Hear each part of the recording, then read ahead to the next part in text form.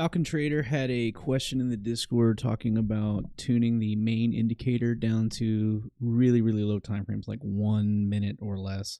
So I wanted to do a quick walkthrough because it can be a little overwhelming trying to tune stuff when you're new to this right out of the gate down to time frames that low. In general, most of the tunes that we have out of the box, or say the main tune, is set up for 4 hours. That'll work in crypto, high volatile assets, low volatile assets, as well as S&P 500, Tesla, Apple, Ford, Chevy, Cocoa futures, you name it, right? But when you really start going down into like 1 minute time frames, you're really going to be looking at time frames that are harder to trade with auto tuning. You have to really, really specifically tune them. A good example is Doge moves nothing like Litecoin on the 1 minute chart. Same thing with when you look at like S&P 500 or ES futures, they trade very differently on low time frames compared to everything else. So we wanted to take a look at this. This is ES futures here. This is the 4 hour settings out of the box.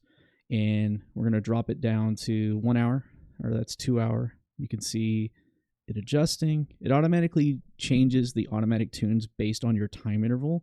And it does that all the way down to like 60 seconds. So we're going to drop all the way down to 1 minute right now and take a look at it and show you guys like some minor tunes, because in reality, the S&P 500 right now, or ES, is not moving a lot. We're kind of grinding to the right.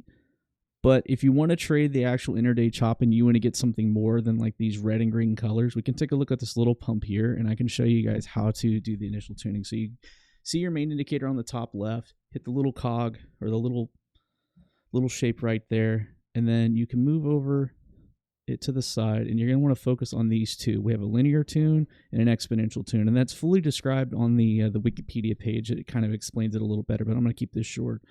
So the first thing we're going to do is just kind of knock these down a little bit and see if we can start get to those colors to show up. And you can see instantly we started getting blue candles here. So we're going to move these down a little bit more on the exponential, and you can start to see the color gradients show up where you want. And obviously right there we went a bit too far. And if we keep going further, you'll see it gets really bad. Let the cog right here where it's thinking. So too much there. So we're going to back it back down. We're going to go back to like 0.5. Let it think. 0.4, I think, is a good sweet spot. 0.3. Yeah, there we go. We'll go 0.3. We'll see if we can knock down the manual fine tune a little bit. That's a little hot. Let's put that to 0 and see if we like that. Yeah, that's pretty good. We'll go this back to -4.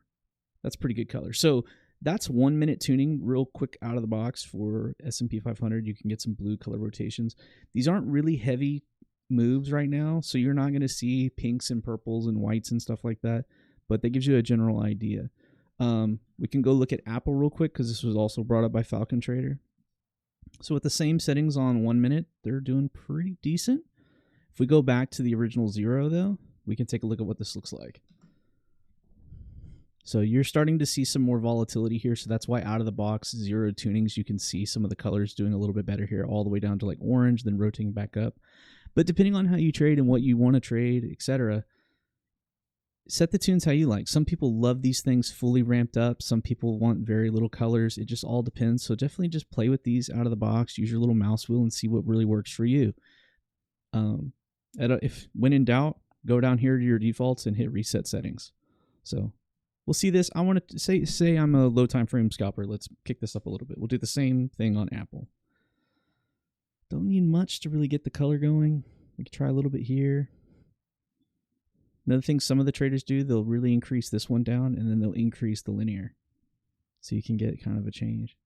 You just got to find what works for you. When you go real low time frames, nothing's going to work like perfectly auto, like perfect. It's just not possible. You need to find what works for you, what works for your eyes, because what you're looking for is not what the other traders are looking for, and you just have to balance what you want. So just play with these two. That's how you're going to do it.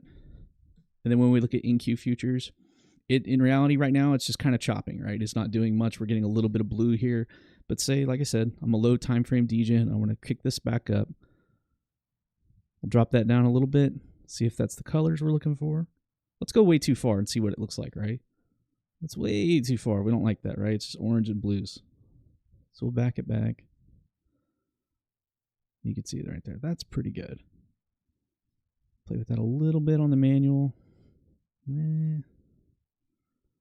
too much. But yeah, that's how I would recommend doing it. But when in doubt, when you have questions, hit us up in the Discord. There's a lot of traders that trade these timeframes more than I do, and they are more than happy to help you out with your tunes. So anyway, if you have any questions, like I said, shoot me a DM or hit up the guys in the Discord. We'll be more than glad to help. Thanks.